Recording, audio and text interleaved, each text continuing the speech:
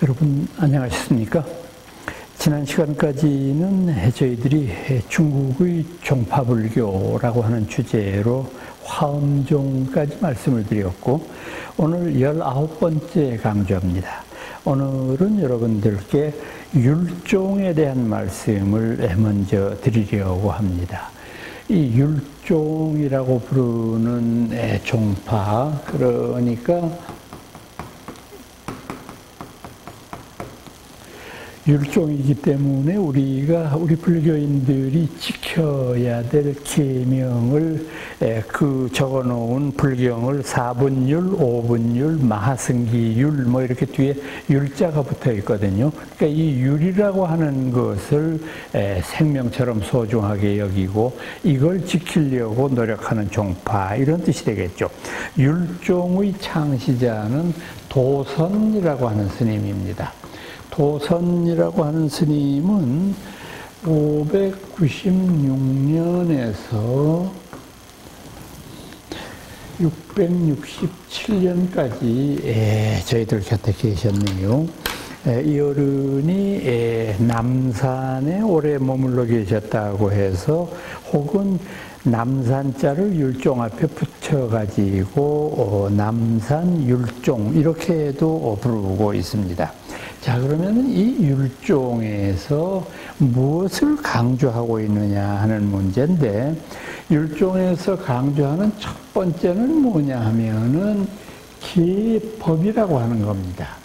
계법이니까 우리가 이제 가장 기본적인 5계를 중심으로 해서 10악업에 대한 것을 경계하는 계명까지 여러 가지가 있는데, 그 중에서 출가한 이들에게 가장 소중하게 생각하는 것은 뭐냐면 비구 250개, 비구니 347개 아닙니까? 이것이 가장 출가자들에게 소중한 그런 계율의 덕목이기 때문에 계법이라고 하는 것은 뭐냐 하면은 이런 것들을 철저하게 지키기 위해서 계법을 소중하게 간직하는 그런 전통을 얘기하는 것이겠죠.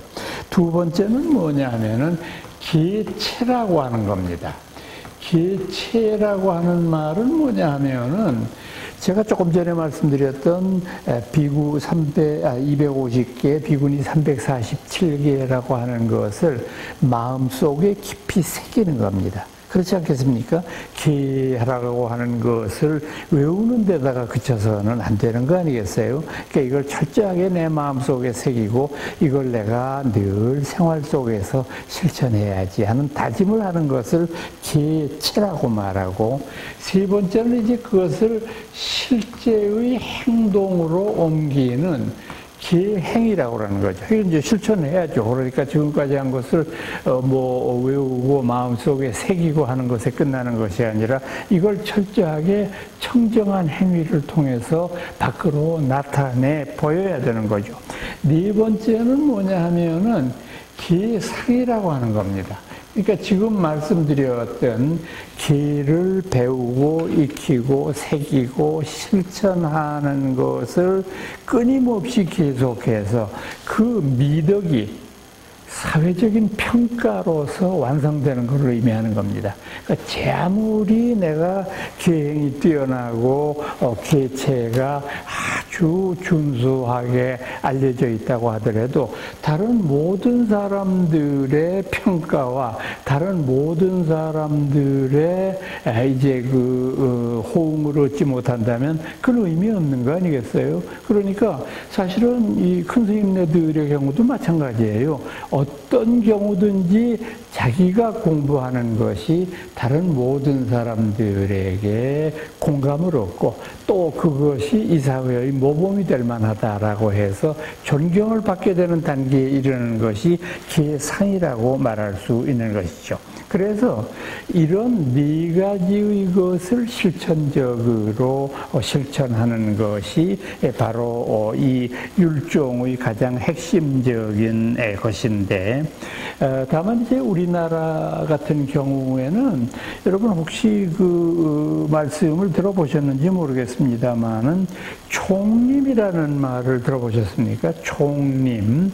이 총자는 나무에 숲이 빽빽하게 들어찬 것을 가리키는 한문 글자인데, 총림이라고 하는 것은 뭐냐면 우리 불가에서 가장 소중하게 여기는 공부, 첫 번째가 강원 공부죠. 말씀을 배우고 익혀야 되니까. 그 다음에는 선방에서 선학을 배우고 익히는 일 아니겠어요? 그리고 세 번째가 지금 여러분들한테 말씀드렸던 율행을 닦는 겁니다. 그래서 한 사찰이 강원과 선원과 율원, 이 셋을 동시에 다 갖추고 있는 것을 우리가 총림이라고 부릅니다. 그래서 우리나라의 경우에는 삼보사찰은 다 총림입니다. 그러니까 통도사라든지 송광사 또는 해인사 이런 절들 다 총림이고요. 그 절들 이외에 수덕 총림이 있고 백양 총림이 있습니다. 그러니까 수덕사, 백양사 같은 절도 이 총림의 지위에 들어서서 이걸 이제 갖추고 있는 것이죠. 그러니까 이제 실제로 우리나라의 이제 그 전통사찰들에서도 옛날에는 제가 지금 말씀드린 대로 선원이니 강원이니 이렇게 불렀는데, 요즘 들어서는 승가대학 이렇게 부르죠. 그러니까 이제 아무래도 그 전체적인 교육제도를 그런 식으로 표현하다가 보니까 선원이니 강원이니 하는 전통적 교육을 쓰면 일반인들이 좀 알아듣기 어렵기도 하고 하니까 이제 이거를 승가대학이라고 부르는 그런 것들을 시행하고 있고요. 자, 지금 말씀드린 이런 것들이 대승불교가 일어나게 되면서는 어떻게 되느냐 하면 대승보살계 사상이라고 하는 것으로 발전하게 되죠. 그러니까 대승보살계 사상이라고 하는 것은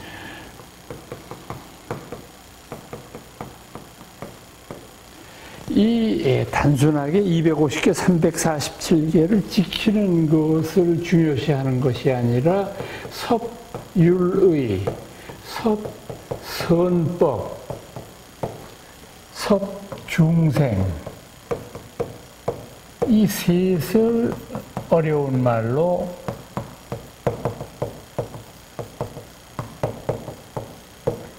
삼취정계 이렇게 부릅니다. 삼취정계. 그러니까 이 말씀이 구체적으로 무슨 뜻이 되느냐 하면은 대승보살계에서는 섭율의, 부파불교나 원시불교에서 지키는 것과 마찬가지의 율의니까 우리 불교에서 지켜야 되는 여러 계명들을 꼭 열심히 지켜나간다, 이런 뜻이 되겠죠. 섭율의.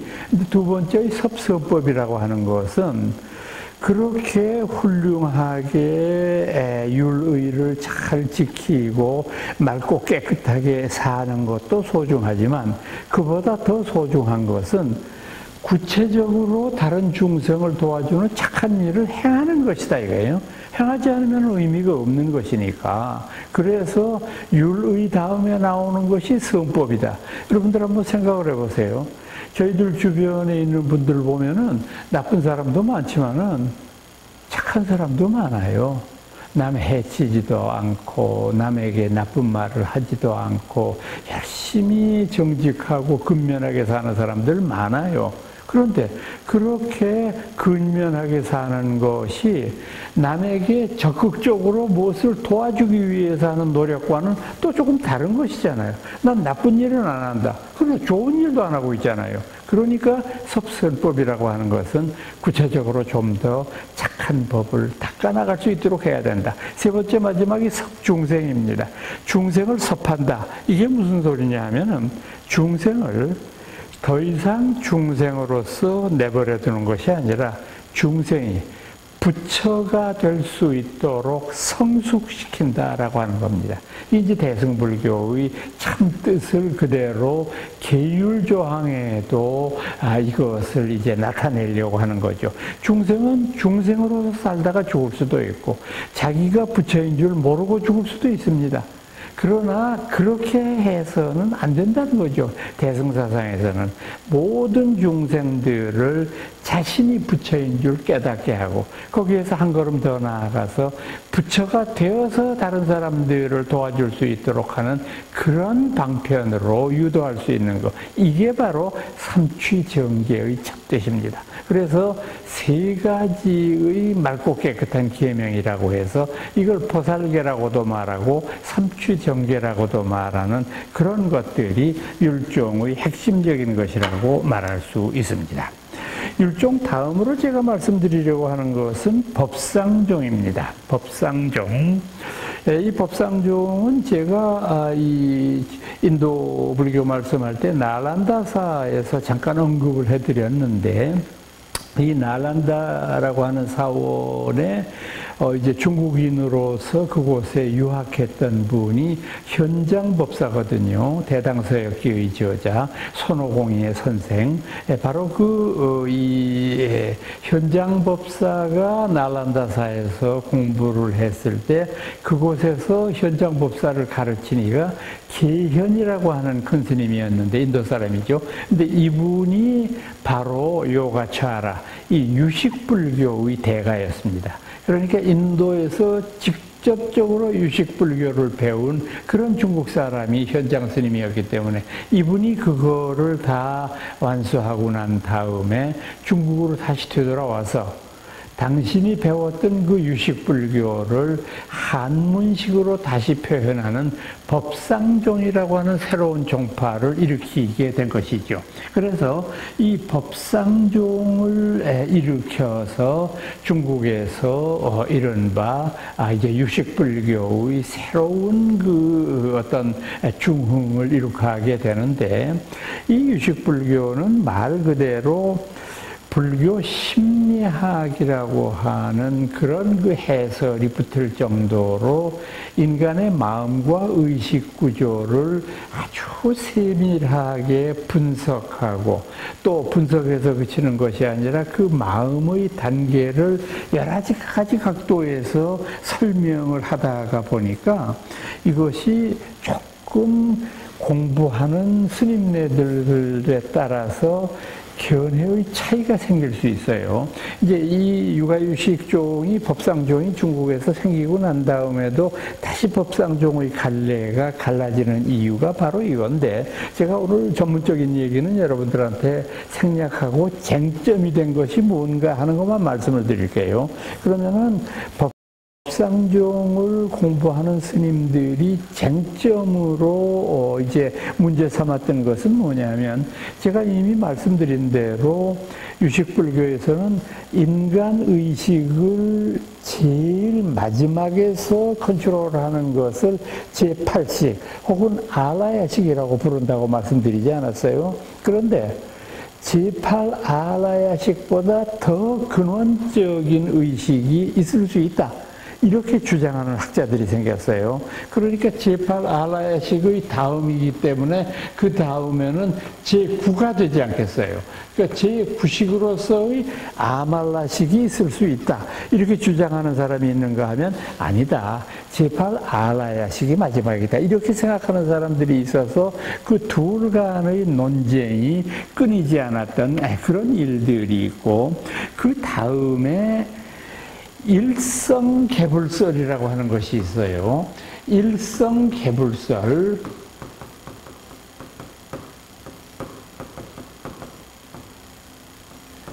이거는 모든 중생들이 일성, 하나의 일불제자이기 때문에 어떤 중생이든 간에 결국은 끝내는 성불을 할 수 있다, 이렇게 보는 건데, 이것에 대해서 반대 의견을 제시한 분들은 어떠냐 하면은 일천제 도저히 성불할 수 없는 사람들을 인정하고 있잖아요. 일천제라고 부르는 사람들. 그러니까 일천제의 경우에는 도저히 성불할 수 없다. 이렇게 주장하는 두 주장이 팽팽하게 맞서는데, 물론 이념적으로 보면은요, 일성개불설이 맞습니다. 이념적으로는요. 모든 중생은 다 성불할 자격이 있는 것이니까. 그런데 현실적으로 보면 일천제, 제가 요즘 이렇게 보면은 주변에 정말 도저히 성불할 수 없을 것 같은 그런 불행한 존재들이 없지 않더라고요. 제가 보니까. 정말 딱하더라고, 보니까. 그러니까 여러분 그런 생각들을 뭐 불자들이면 다 마음속으로 점잖아서 말씀을 안 하시니까 그럽니다마는 뭐 이렇게 초파일이 되면은 꼭 절 앞마당에 모여가지고 찬송가를 부르고 예수, 천당, 불신, 지옥 뭐 이렇게 그 고성으로 이렇게 그 구호를 부른다든지 또는 깊은 산 속에 들어가서 뭐 그 산속에 들어가가지고 취식을 할 수도 있겠지만 꼭 거기서 고기를 구워서 냄새를 풍기고 막 이런 이 불자가 아닌 이들마저도 눈살을 찌푸리게 하는 이런 행동들을 저지르는 것을 보면서 정말 이 우리나라의 국민적인 민도가 여기까지밖에 안 이르는가. 여러분 상식적으로 생각을 해보세요. 내 것이 소중하면 남의 것도 소중하지 않습니까?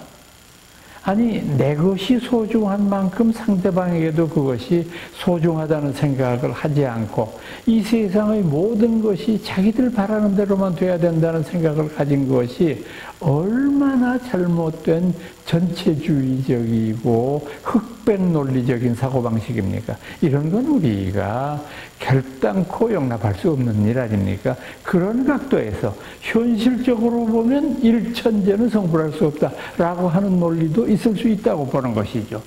세 번째로는 또 어떤 이 쟁점들이 있을 수 있느냐 하면은 무상유식과 유상유식이라고 하는 건데, 무상유식이라고 하는 것은 결정적인 입장에서의 모든 사물을 판별하는 것은 반야공의 입장에서 봐야 된다라고 하는 게 무상유식이겠고요.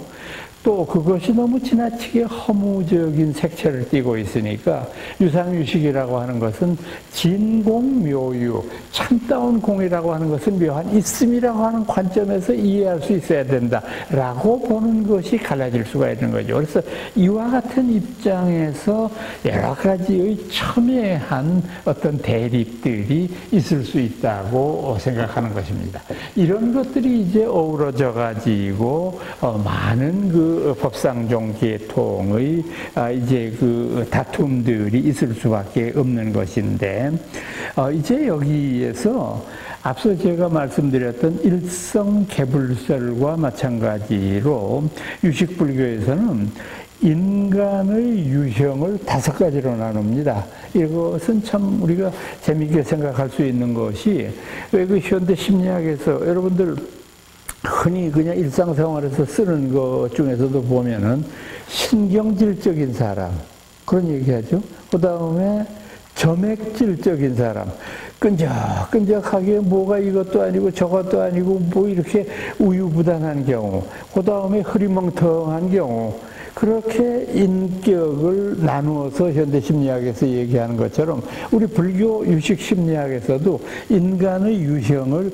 5가지로 나누는데, 그 5가지의 첫 번째는 성문입니다. 성문 뭐 여러분들 익숙하게 많이 들어서 아는 그런 존재들입니다만은 소리성자거든요. 이게 뒤가 들을 문자고. 그러니까 성문성이라고 하는 것은 부처님의 가르침을 배우고 익히는 소승불교의 성자인데, 이분들은 부처님 가르침을 이해는 하는데 그거를 현실 속에 적용시키거나 또는 남을 위한 헌신 같은 것은 꿈도 꾸지 못하는 성자다, 이런 뜻이 되죠. 그 다음에 두 번째는 연각이라는 뜻이 있어요.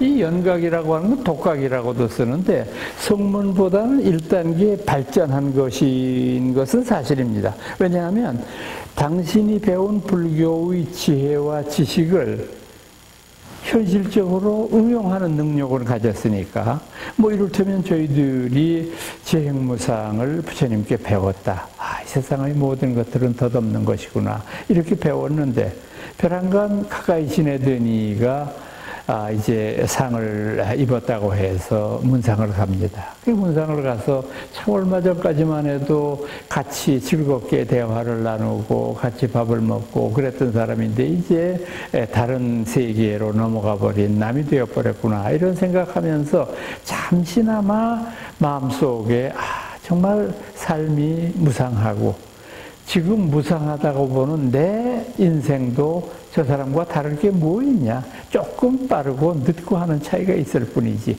이렇게 생각한다면 그는 이미 무상과 공이라고 하는 경지를 순간적이지만 깨우친 거니까 성문보다는 낫죠. 그런데 이분도 또한 다른 일을 위한 헌신은 생각하지 못하는 거죠.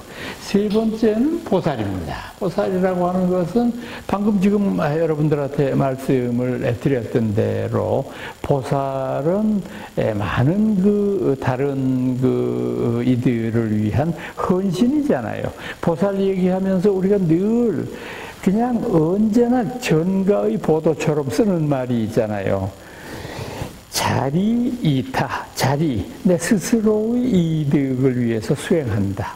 이타, 그러나 남을 위해서 동시에 헌신한다. 이와 같은 노력들을 통해서 자리 이타를 완성시키는 그런 형태의 인간들이 있다. 그런데 네 번째로는 뭐가 있느냐 하면 이 참 유식불교의 인간 유형 분류가 재미있어요. 부정. 정해지지 않았어요. 그러니까 어떤 때는 아주 훌륭하게 보이다가도 어떤 때는 아주 엉망진창으로 형편없는 사람들이 있거든요. 부정인자기 때문에 그래요. 이것도 아니고 저것도 아니고. 차라리 성문연각 보살은 나름대로 뚜렷하게 자기가 가는 방향이 정해져 있는데 이 부정이라고 부르는 사람들은 뭐가 정해져 있지 않아서 시류에 따라서 갈대처럼 흩날리는 그런 사람들이다. 그리고 마지막을 뭐라고 부르느냐 하면은 무성이라고 불러요. 제가 아까 말씀드렸던 일천재, 무성. 하나도 없는 그런 경지에 이르는 그런 것이라고 말할 수 있다. 그래서 이와 같은 5가지 형태로 인간의 인격을 나누는 것은 지금 현대적인 관점에서 봤을 때에도 여러분들이 한번 생각해 볼 만한 그런 일입니다. 자, 아까 말씀드렸던 대로 현장이라고 하는 스님이 이제 이 법상종을 일으켰는데 이 현장 스님의 제자로서 이 법상종을 더 크게 발전시킨 인물이 제2대조죠. 법상종의 제2대조가 규기라고 부르는 사람인데 이 규기라고 부르는 사람과 현장 스님 간에는 아주 재미있는 에피소드가 하나 있어요. 그러니까 이제 현장 스님이 이제 인도에서부터 중국으로 귀국을 했을 때 인도말로 된 불교 경전을 굉장히 많이 가지고 왔잖아요. 그러니까 이제 이걸 중국말로 번역을 해야 되는데 도저히 혼자 힘으로는 번역할 길이 없잖아요. 그러다가 보니까 이제 이분이 제일 처음에 이제 중국의 서안에 도착하자마자 이 어른이 어디다가 자리를 잡았느냐 하면은 대안사라고 하는 절에 자리를 잡았어요. 이제 그곳에 제가 생각해 보면은 아마 전국에 있는 성속을 막론하고 외국어, 어학의 소질이 있는 사람들을 다 모아가지고 인도말을 가르치기 시작했을 거예요. 그러니까 인도말 가르칠 때는 요즘 저희들도 대학에서 가르치는 대로 초급, 중급, 고급 이렇게 나눠야 되잖아요. 초급은 우선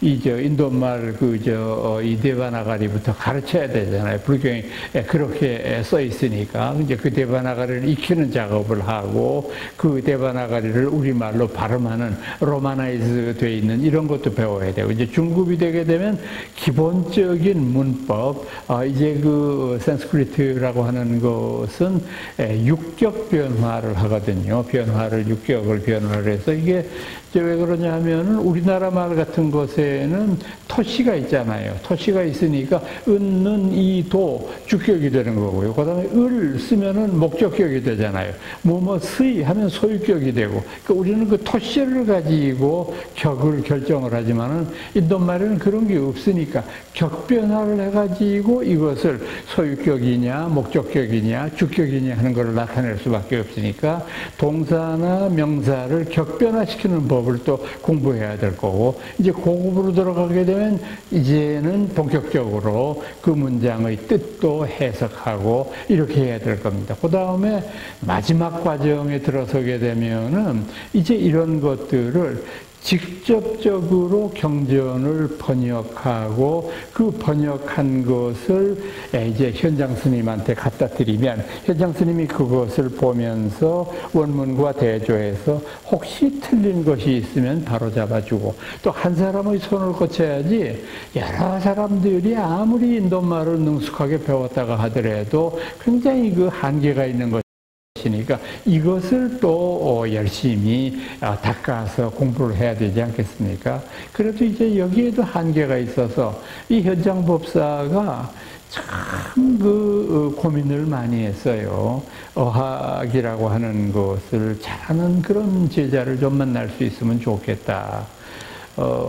저도 참 부끄러운 말씀입니다만은 저희들 세대에서는 대체적으로 외국어를 배울 때 영어는 중학교 1학년 때부터 필수로 들어가 있으니까 막 이제 그럭저럭 그 독해력은 갖출 수 있었고 그 다음에 또 하나 다행인 것은 저희들 때는 중학교 1학년 때부터 고등학교 2학년 때까지 고문이라는 걸 배웠거든요. 그러니까 고문은 주로 한문이죠. 그래서 아무래도 저희 세대 사람들은 젊은이들이 보기에 는 아주 놀랄 정도로 한문에 능숙하죠. 그러니까 그건 왜 그러냐면 5년을 학교에서 시험 치고 그거는 배우고 외우고 했었으니까 저희들은 잘할 수밖에 없는 거죠. 근데 저희들 후의 세대들은 이렇게 보면은 한문을 안 배웠기 때문에 신문도 제대로 못 읽고 그 단어의 문장에 담고 있는 뜻 같은 것도 제대로 이해를 못하는 경우를 봐서 참 안타까운데 어떻게 됐건 간에 한문도 뭐 그럭저럭 저희들이 공부를 하고 또 저희들 때는 뭐 중국어니 일본어니 이런 거는 꿈도 못 꿨고 독불 중에 하나 제2외국어라고 해서 대학 칠 때도 시험 칠 때도 그 중에 하나 치도록 돼 있었어요. 이제 그렇게 배웠는데 실제로 제가 대학원 가고 석사 박사 마치면서 공부를 해보니까 불교 공부하는 데에 가장 필요한 외국어는 뭐냐면 지금 말씀드렸던 산스크리트, 한문, 영어 이 셋은 기본이고요. 이건 뭐 거의 대부분 이 불교 공부의 선진 국가들이니까. 근데 그것 이외에 일본말을 해야 되겠더라고요. 일본어가 불교학의 역사가 일본 사람들이 200년 가깝거든요. 150년이 넘으니까 불교학의 연륜이. 우리는 불교학을 시작한 것이 해방 이후에 동국대학에서 했던 것이 처음이니까 기껏해봐야 그냥 70년, 80년 정도밖에 연륜이 쌓이지 않았으니까 일본 불교계가 닦아놓은 그런 쌓아놓은 연륜을 못 따라가니까 일본말을 해야 되겠더라고. 또 그 양반들은 우리가 한글 대장경을 완간시키기 벌써 50년 전에 구격일체경이라고 하는 대장경을 일본말로 다 번역을 해놨어요. 그러니까 저희들이 얼마나 그거를 참조해서 보면은 이해하기가 쉽습니까? 그래서 일본말을 꼭 필수적으로 해야 되겠더라고. 그 다음에 거기다가 덧붙여서 티베트 말을 해야 되겠더라고. 티베트 언어가 왜 중요하냐 하면 산스크리트로 쓰여진 것이 중국말로 한문으로 번역이 됐지만은 이것이 산스크리트로 한문으로 번역되지 않은 것이 그 중에서 티베트어로 번역된 것이 굉장히 많아요. 예를 들면은 우리나라 원측법사라고 하는 분이 쓴 해신밀경소라고 하는 한역본이 있거든요. 10권짜리가 있는데 그 마지막 9권째가 없어져 버렸어요. 근데 이 없어져 버린 10권의 원본 티베트본이 티베트 대장경 안에 실려 있거든요. 그러니까 이만큼 교학적으로 중요한 것이기 때문에 이거는 꼭 해야 되겠다. 그리고 산스크리트와 더불어서 불경의 또 하나의 중요한 이제 그 문자 가운데 하나인 팔리어라고 하는 게 있거든요. 이 팔리어도 이거는 참 배우기가 쉽습니다. 산스크리트만 알면은 거의 비슷해요. 이를테면은 이제 산스크리트로 얘기했을 때 다르마, 법 이렇게 얘기했을 때 팔리어에서는 담마 이렇게 말하니까 비교적 이제 이것은 배우기가 쉽기는 합니다만 그래도 그래서 제가 불교 공부를 열심히 하면서 느낀 것이 불교학 자체보다도 이 남의 나라 말 공부하는 것이 얼마나 중요한 일인가 하는 것을 깨우쳤어요. 그래서 참 제 젊은 날을 회상해 보면 저는 젊은 낮과 밤을 외국어 공부하느라고 다 지새웠습니다. 그래서 지금 제 머리가 그래서 이렇게 하얘졌어요. 외국말만 죽어라고 공부하며 그것만. 처음에는 제가 그걸 이해를 못했어요. 제가 동국대 인도철학과에 시험 치러 갔을 때 그 면접하는 교수님이 나한테 묻더라고요. 자네 영어를 좀 할 줄 아나? 그럼 학교에서 배운 정도밖에 못합니다. 그러면 안 되지. 잘해야지. 그래서 제가 마음속으로 불교 공부하는데 영어를 왜 해야 돼? 이런 생각을 가졌는데 공부해보니까 그게 아니에요. 영어는 능통해야 돼요. 그러니까 이런 것을 통해서 외국어를 참 우리가 잘할 수 있어야 되는데 근데 이게 또 한 가지 재미있는 게 외국어는요. 제가 공부해보니까 타고 태어난 유전인자가 절반 이상이에요. 죽어라고 해도 안 되는 사람이 있어요. 그리고 그냥 건성건성하는데도 확 진도가 빨리 나가는 사람이 있고 그 현장 스님의 마음이 그런 거 아니에요. 어떻게 하든지 외국어를 능숙하게 할 수 있는 사람을 그래서 틈이 날 때마다 중국 방방곡곡을 다니면서 마을마다 혹시 공부 잘하는 젊은이 있습니까? 해서 그 사람 만나서 면접도 해보고 그러는데 어느 마을에 가니까 규기라는 신동이 있다는 거예요. 가서 이렇게 보니까 진짜 똑똑해요. 아는 것도 많고. 그래서 규기를 살살 이제 현장 법사가 뭐라고 꼬셨느냐 하면은 아가 너 나하고 같이 서울로 가자. 서안으로 가서 거기서 나하고 같이 불경 번역하는 일을 나하고 같이 하자. 그랬더니 이 규기가 아주 맹랑하게 번역 얘기는 들은 적도 안 하고 스님 나보고 지금 절에 가자는 얘기는 나보고 머리 깎고 중일 되라는 소리 아닙니까? 그래 그렇다. 승려가 돼야지 네가 나하고 공부하려면은.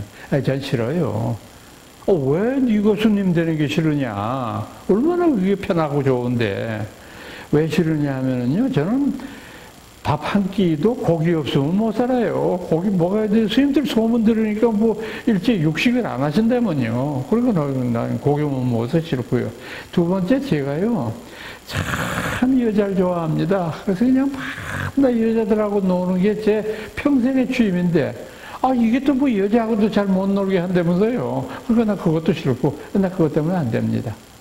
현장 스님이 규기한테 놀랄만한 약속을 합니다. 오케이. 너 정뜻이 그러면 너 머리 깎더라도 고기 마음대로 먹을 수 있도록 할게. 그리고 마음대로 여자들하고 놀 수 있도록 할게. 그래서 이 규기의 별명이 뭔지 아세요? 삼거화상이에요. 그러니까 이 어른이 바깥에 출입할 때는 수레가 세 개가 있었대요. 첫 번째 수레에는 고기하고 생선을 잔뜩 실어놓고, 두 번째에는 기녀들, 여성들을 잔뜩 실어놓고, 세 번째는 대장경을 잔뜩 실어놓고, 그러니까 이제 뭐 대포 한잔 하고 그냥 뭐 고기 먹고 그러고서는 또 신나면은 뭐 이렇게 번역도 하고 이랬나 보죠. 그래서 이 규기에게 삼거화상이라고 하는 재미있는 별명이 붙어 있을 정도였습니다. 우리나라의 법상종은 개조가 되는 분이 원측법사입니다. 원측이라고 하는 분, 신라 때 활동했던 분인데, 이제 많은 생애를 거의 대부분 중국에서 보냈기 때문에 중국 법상종의 대가였던 현장과 쌍벽을 이룰 정도로 굉장한 큰 스님이었습니다. 그러나 신라 사람이었기 때문에 이 사람도 규기에게 밀려서 이대조는 못했지만은 대신 이 원측법사의 가르침은 경흥법사가 이었고, 경흥의 가르침은 태현이라고 하는 분이 이어서 한국 법상종의 맥을 이루게 되었던 것이죠. 이것이 이제 법상종에 관련되는 이론들이었고요. 이제 세 번째로 저희들은 선종의 등장이라고 하는 주제를 말씀드리지 않을 수가 없습니다. 선종, 중국 불교가 이제 창시해낸 여러 불교 종파 가운데 가장 독창적이고 또 가장 이제 그 혁명적인 그런 가르침이라고 볼 수 있는 것인데, 이 중국 선종의 대두에 대한 말씀을 드리려고 합니다. 중국 선종의 초조는 인도 스님이었던 보리달마라고 부르는 분이었습니다. 보디다르마라고 하는 분인데, 이분이 이제 5세기 말엽, 이제 6세기 초반에 중국으로 건너왔다고 전하는데, 왜 이분이 중국으로 건너왔는지는 정확하게 알려지지 않고 있습니다만은, 이제 이 사람이 중국으로 건너와서 이제 여러 교화 활동을 폈습니다마는 당시 이분의 가르침이 너무 파격적이어서요. 당시 이제 중국 사람들은 교종에서 가르치는 것만 익숙하게 들어왔잖아요. 배워오고. 근데 선종이라고 하는 것은 마음의 불교를 얘기하는 사람들이다가 보니까 여태까지 배웠던 것과는 아주 동떨어진 가르침을 펴서 많은 사람들이 저 스님이 큰 스님인가, 뭐 말씀을 못 알아듣겠네, 이제 이런 그 반응들이 많았는데, 그 당시 이제 중국을 통솔하던 양무제가 인도에서 고승이 왔다는 말을 듣고 한번 뵙고자 했는데, 이 두 분의 만남이 이제 어떤 하나의 계기가 되기는 합니다. 그런데 이제 양무제가 먼저 달마 스님에게 묻기를, 제가 참 불교를 좋아할 뿐만 아니라 부처님을 존경하기 때문에 늘 제가 절을 많이 세우고 또 절에 불탑과 불상을 많이 조성했는데 혹시 저에게 돌아올 공덕이 뭐 조금이라도 있을까요? 그랬더니 달마 스님은 없습니다.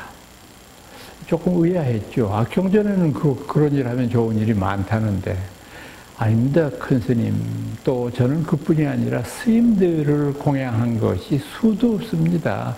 늘 대궐에 모셔서 대중공양을 베풀었을 뿐만 아니라 제가 절에 참배하러 갔을 때마다 그 절에 있는 스님들을 다 일일이 챙겨서 공양을 올렸는데, 그럼 스님 그렇게 한 것도 공덕이 없습니까? 없습니다. 그때는 양무제가 좀 화가 났어요. 이게 무슨 이런 스님이 다 있냐. 그래서 다시 캐물었습니다. 스님 혹시 중국말 가운데 없을 무자밖에 모르는 거 아니요? 무만 계속하고 있으니까. 그럼 제 앞에서 지금 없을 무자만 계속하고 있는 당신의 정체는 뭡니까? 그것을 나도 모릅니다. 그래가지고 양무제의 미움을 사서 결국은 양무제가 해치려고 그러거든요. 뭐 이런 사람이 다 있나 싶어서, 그래서 목숨을 구하기 위해서 낙양에 이제 그 소림사라고 하는 절로 피신을 하죠. 그 소림사에서 그 유명한 면벽 군연이라는 걸 합니다. 벽을 보고 9년을 앉았다. 참 이거 아주 인상적인 그 본문이에요. 이분이 뭐 어떻게 벽을 9년 동안 벽만 보고 있었겠습니까? 그 말의 뜻은 여러분 생각해 보세요. 벽은 어떤 존재입니까? 벽은 이 세상에 있는 모든 사람들의 말을 다 듣잖아요. 그런데 자기는 말을 하지 않잖아요. 달마는 9년 동안 벙어리가 되고 귀머거리가 된 거예요. 그래서 자기를 뭐다 알아주지 못하는 이 세상을 한탄하고 또 자기를 미워하는 하찮은 중생들을 생각하면서 끊임없이 정진만 했던 거죠. 그러다가 드디어 이에게 사법제자가 될 만한 분이 한 분 찾아왔습니다. 그분의 이름은 해가라고 불렀던 분입니다. 이 해가라고 불렀던 분이 엄동사란이었던 모양이죠. 큰 스님을 뵙고 이제 제자가 되기를 청했지만 버리달마는 전혀 뭐 그것을 쳐다보지도 않고 뭐 이러니까 할 수 없이 이제 그 엄동사란이었던가 봐요. 한겨울에 이제 이 해가 스님이 큰 스님 주무시는 그 사랑방 그 앞에서 이제 무릎을 꿇고 앉아서 밤새도록 큰 스님이 나오시기만을 기다리고 있었습니다. 그래서 큰 스님이 밤에 자고서 일어나서 쭉 이렇게 문을 이렇게 열고 이렇게 내다보니까 눈이 얼마나 많이 왔는지 무릎팍을 넘어서 가슴까지 눈이 차 있는데 해가가 거기에서 오돌오돌 떨면서 여전히 그렇게 앉아 있습니다. 웬만하면 불러드릴만 하잖아요. 그런데 큰 스님이 참 냉정해요. 자네 아직 거기까지 있었나? 그걸 다시 문을 닫아버려요. 그래서 해가 스님이 이거는 내 신심이 부족한 거구나 싶어서 다시 참여하는 뜻에서 나무 위에 올라가서 밑으로 떨어지고 나무 위에서 밑으로 떨어지고를 반복하니까 나중에는 팔다리가 부러져서 피투성이가 됩니다. 그제서야 달마 스님이 해가를 가까이 하면서 말합니다. 장하도라. 사나이 대장부가 법을 구하는 것이 이와 같아야 하리라. 그분의 손길이 한번 닿음에 그 상처가 씻은 듯이 나았고 드디어 해가를 자기의 이대조인 사법제자로 받아들입니다. 이 두 분 사이에 있었던 유명한 문답이 안심문답이라고 하는 거죠. 안심문답. 어느 날 해가가 큰 스님한테 여쭤봅니다. 큰 스님, 오늘따라 제가 왜 이렇게 마음이 불안한지 모르겠습니다. 제 마음 좀 진정시켜 주세요. 알았다. 그러면 그 불안한 마음을 내게 가져오너라. 그러면 내가 진정시켜 줄게. 해가가 한참 있다가 다시 큰 스님한테 갔습니다. 큰 스님, 아무리 찾아봐도 그 불안한 마음이 없네요. 어디 있는지. 그때 달마가 말합니다. 이제 그대의 마음은 진정되었도다. 참 멋있는 법문이잖아요. 이게 안심문답이라는 거예요. 편안해지는 것은 결국은 자기 스스로가 만들어낸 거 아니에요. 불안하다 뭐 어쩌다라고 하는 것 자체가. 그렇게 이 두 번째의 제자를 임명을 했고 그 두 번째의 제자 해가 스님의 밑에서 삼조 승찬이라고 하는 분이 태어났고요. 삼조 승찬이라고 하는 분은 중국의 그 역대 선종 조사 가운데에서 신신명이라고 부르는 아름다운 글호를 남긴 분으로 알려져 있어요. 신신명, 짤막한 네 글자의 글자로서 천근의 무게를 가진 불교적인 지혜를 표현하는 아주 명자 중의 명자입니다. 여러분 우리 불교 서적파는 데에 가보시면 신신명이라는 제목의 번역본이 많이 나와 있을 거예요. 그러니까 여러분들 꼭 한번 일독을 권해드립니다. 삼조 승찬 밑에 사조 제자가 도신입니다. 도신 스님의 밑에 있었던 오조 큰 스님이 홍인 스님입니다. 이 오조 홍인 스님도 또 특이할 만한 것이 하나 있었는데 그건 뭐냐면 오조 홍인 스님은 선종의 조사 스님들 가운데에는 최초로 교학을 중시한 분 가운데 하나예요. 대부분 선종이라는 것은 교학에 대해서는 조금 반기를 들었고 교학 자체를 조금 무시하는 듯한 경향이 있거든요. 왜냐하면 선종에서 주장하는 것은 부처님의 말씀을 교학이라고 하고 부처님의 마음을 선학이라고 하거든요. 선종이라고 하거든요. 그 또한 말씀보다 마음이 훨씬 더 소중하잖아요. 그렇기 때문에 마음을 깨닫고 그것을 중시하는 우리 선종이 훨씬 더 우월하다. 이런 주장을 하는 분인데 특히 교종 가운데에서도 이분은 금강경을 굉장히 소중하게 생각을 했어요. 그래서 금강경이라고 하는 것을 중요하게 이제 언급했다고 하는 면에서 나중에 중국 선종이 대부분의 다른 교학계통의 대장경들은 뭐 별로 존경하거나 또는 이런 면모가 없었지만은 홍인 스님의 영향 때문에 금강경만은 참 소중하게 생각하는 그런 전통을 갖게 되었습니다. 육조가 된 분이 바로 해능입니다. 이분이 이제 문제의 큰 스님이에요. 이 육조 해능이야말로 어떤 의미로 보면 보리달마로부터 이어져 내려온 중국 선종의 중흥조임과 동시에 실제적으로 중국 선종을 완성시킨 인물이라고 해도 과언이 아닙니다. 이 사람도 또 독특한 그 인연으로 육조가 되죠. 원래는 이분은 영남 지역의 소주 출신의 가난한 이제 나무꾼이었습니다. 그러다가 어느 날 산에 나무하러 갔다가 어떤 나그네가 지나가면서 응무소주하여 이생기심하라라고 하는 법글을 외우는 것을 듣고 깜짝 놀랐습니다.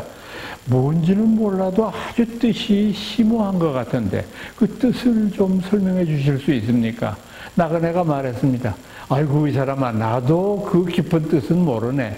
지금 황매산이라고 하는데 오조 홍인 큰 스님이 계시는데 그분 문화에 가면 배울 수 있을 것에 그래서 이분이 그리로 출가하고자 했지만은 홀로 계신 노모가 계시는데 차마 출가를 못하고 망설이고 있었는데 어느 날 저녁에 노모가 부릅니다. 네가 나 때문에 출가를 못한다고 한다면 네가 그건 애미를 위하는 것이 아니라 애미를 오히려 지옥의 구렁텅이로 떨어뜨리는 일 아니냐. 산 목숨은 어떻게 쓰든지 굶어 죽진 않아 살아. 그러니까 넌 내 걱정하지 말고 출가해라. 그래서 울면서 모자가 헤어지고 드디어 황매산으로 찾아가서 오조 홍인 스님에게 방부를 드렸습니다. 오조 홍인 스님이 물었죠. 그대는 어디에서 왔는가? 예, 저 소주 출신입니다. 그래. 소주 출신이라고 하는 거 보니까 농사꾼인 모양이네. 농사꾼한테 무슨 불성이 있을까? 그때 다시 해능이 대답했습니다. 스님, 사람의 몸에야 남쪽이고 북쪽의 차이가 있을 수 있겠습니다만 불성에야 어디 차별이 있겠습니까? 홍인이 웃으면서 말했습니다. 촌놈이 제법 아는 척을 하네. 그리고서는 곧바로 머리도 안 깎아주고 방앗간에 내려가서 너 같은 무식한 놈은 방 하나 찧어라. 그래가지고 뭐 할 일 없이 절에 가서 머리도 못 깎은 채 더벅머리 총각 신세에 계속해서 방아만 찍고 있었습니다. 그렇게 석 달이나 지내고 있었던 터인데 어느 날 절에 방이 붙었대요. 뭐라고 붙었느냐. 오조홍인 스님께서 나도 이제 나이가 너무 늙어서 은퇴해야 될 때가 됐는데 아직 육조를 임명하지 못했으니 어떻게 육조를 임명할 거냐. 방법이 없다. 너희들이 그동안 산속에 들어와서 내 밑에서 공부하기를 짧게는 몇 개월에서부터 많게는 10년, 20년 넘도록 공부했는데 그동안 자네들이 여기서 공부한 내용을 깨우친 내용을 나름대로 써서 나한테 제출해라. 그러면 내가 그걸 보고 깨우쳤는지 안 깨우쳤는지 판별을 해주리라. 그 사람을 육조로 삼으리라. 그래서 모든 사람들이 방에 들어와서 수군거렸습니다. 우리가 그거 써내서 뭐하냐 보나마나 신수 스님이 될 텐데 신수 스님이라는 분이 제일 총명하고 이제 오조 홍인의 사랑을 많이 받으셨던 모양이죠. 그래서 많은 사람들이 그 얘기를 수군거리는 것을 신수 스님도 듣고 불안하죠. 이럴 경우에 물론 뭐 다른 사람들의 기대대로 자기가 되면 다행이지만 안 되면 그것도 또 망신이잖아요. 그래서 이제 어떻게 할까 저렇게 할까 망설이다가 한 가지 꾀를 생각해냈습니다. 신은 쓰되 이름을 쓰지 말자. 그럼 만약에 이게 깨우친 게 아니면 스님이 버리니까 아무 문제 없고, 만약에 이게 깨우친 것 같으면 스님이 부를 거 아니에요. 이름도 안 쓴 답안지 낸 멍청이가 누구냐 나와라. 이러면 그때 가서 얘기하면 되니까.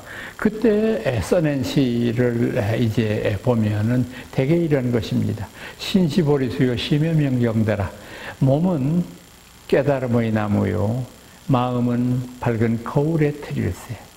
때때로 털고 닦아서 뺏기거나 먼지 앉지 않도록 하세. 참 좋은 시잖아요. 그 시 자체가. 그 시를 이렇게 보시더니 오조 홍인 스님이 그날 밤에 신수를 불렀어요. 이걸 자네가 쓴 거지? 예, 제가 쓴 겁니다. 그러나 제가 뭐 육조가 되기를 바란 건 없습니다. 큰 스님 보시기에는 어떻습니까? 아주 깨달음의 초입에 들어왔을 뿐이다. 이 정도의 깨침을 가지고는 육조가 되기는 어렵다. 그러니까 더욱더 정진하도록 하라. 그리고서는 그 다음날 아침에 모든 대중들을 모아놓고 이 신수의시를 다 읊어주었습니다. 그리고 이대로만 닦아라. 이대로만 닦으면 너희들 반드시 성불할 것이다. 아, 참 좋은 시다. 이제 스님들이 그렇게 얘기를 했는데, 그러다가 보니까 방앗간에서 방아 찍고 있던 해능의 귀에도 그 시가 들렸어요. 그랬더니 그 해능이 웃으면서 하는 말이, 그따위가 뭐 시냐 그게? 그걸 큰 스님들이 참 농어망이 되셨나? 그걸 외우라고 그러네. 그냥 스님들이 화가 나가지고, 너희놈 형편없는 놈이 아직 머리도 못 깎은 주제에 오조 큰 스님을 욕보여? 이런 나쁜 놈. 그랬더니 태연하게 해능이, 그러면 저도 시를 한 수 쓸 테니까 제 시도 좀 들어주실래요? 이 무식한 놈이 그래 써봐라. 근데요, 제가 글을 몰라서요, 그냥 제가 노래만 이렇게 부를 테니까 제가 부르는 말을 좀 글자로 쓰는 거는 제가 못하니까 좀 해주실래요? 알았다. 글자도 모르는 놈이 시를 쓰니 오죽하겠나. 그랬더니 해능이 시를 썼습니다. 몸은 깨달음의 나무가 아니요, 마음도 밝은 거울틀은 아닐세. 이제 이 구절이 그 어른의 출세 구절입니다.